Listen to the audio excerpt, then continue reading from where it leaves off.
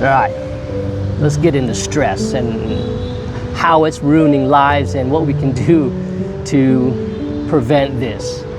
Let's start with the hopes, right? The hopes of this message or this concept is really to establish an internal peaceful environment. If you can control stress, man, life is just so much better.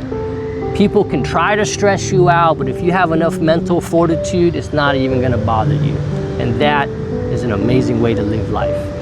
And if you can then share this with people in your life and they can get strong mental fortitude and they're peaceful, then you got kind of a peaceful external environment. And that is awesome. That's an awesome way to live life, and the quality of the rest of your life could be just that much more awesome and peaceful. So let's talk about why. Like, people know stress is bad, but obviously it's not enough to deter people from having stress or even diving into it, right? And it sounds crazy, but I do see people diving into stress on the daily. On Facebook and on social media, they're getting into heated engagements. They're debating politics and religion and not knowing what they're going through biologically. So let's start from the beginning, right?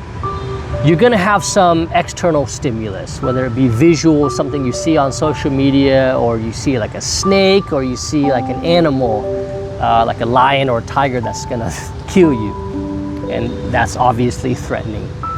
Or you hear something like a loud bang, or a glass shatter on the ground. And this information is gonna go to the central hub of information in your brain called the thalamus. The thalamus is gonna send this information to where it needs to go. And one of those parts is the amygdala. The amygdala is like your security guard. It's always on the lookout for something suspicious, something dangerous, or something threatening. The amygdala, if it determines something's threatening, it's gonna call the boss. And it's gonna talk to the hypothalamus and be like, hey, you gotta do something about this. And the hypothalamus is gonna start engaging these processes. And it's gonna talk to the pituitary gland, and that's gonna send these chemicals into the bloodstream.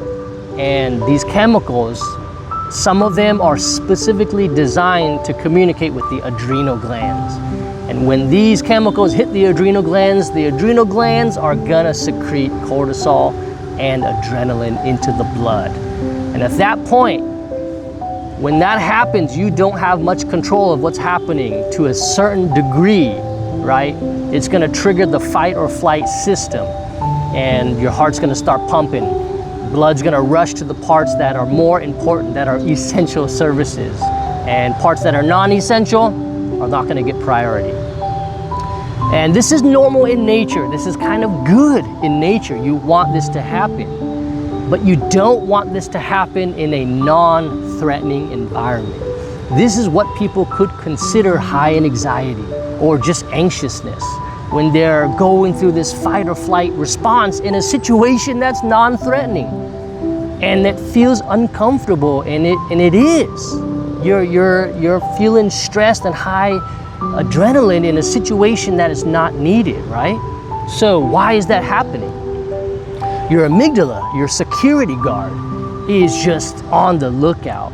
And if the security guard is just constantly seeing threats, it's gonna be hyper aware.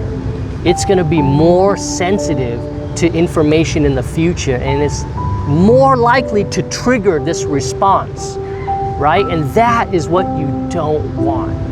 An overstimulated amygdala is gonna lead people to be, to have higher levels of irritability, to be triggered easily.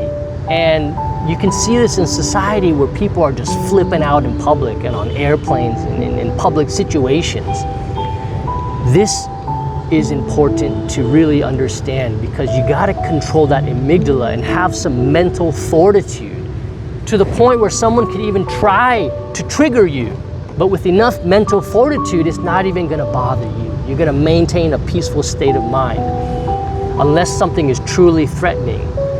But other than that, man, really establish this mental fortitude, because this system has priority over your behavior. And you could lose control over your own behavior in a sense to survive. And in nature, again, stress is counter to sleep. And we can see this in animals lower on the food chain that are at a heightened level of danger, sleep less. And they need to be at a more stressed state to be aware of their environment. And they don't sleep that well. And then, you know, if people don't sleep well, that also creates a circular effect where the next day they're already at a heightened level of irritability. And this just creates a really, really terrible cycle. And I think we've all seen this. We've all seen the implications of this. But people don't understand the biological functions and why this is happening and how you can control this. So it really just starts with just having mental fortitude and understanding that you gotta really control stress and not let your amygdala get overstimulated and have a peaceful state, right? And this takes effort, man. This is a biological thing, and biology is not simple. It's very complex. So I hope you guys can understand that. Don't take my word for it. Don't take the word of anybody on the internet. Go and study these things yourself. And ideally, the rest of your life will be just that much more better. All right, guys, so I hope you can benefit from this, and I hope you have an awesome, peaceful life. Until next time, stay happy, stay healthy, enjoy life. Peace out.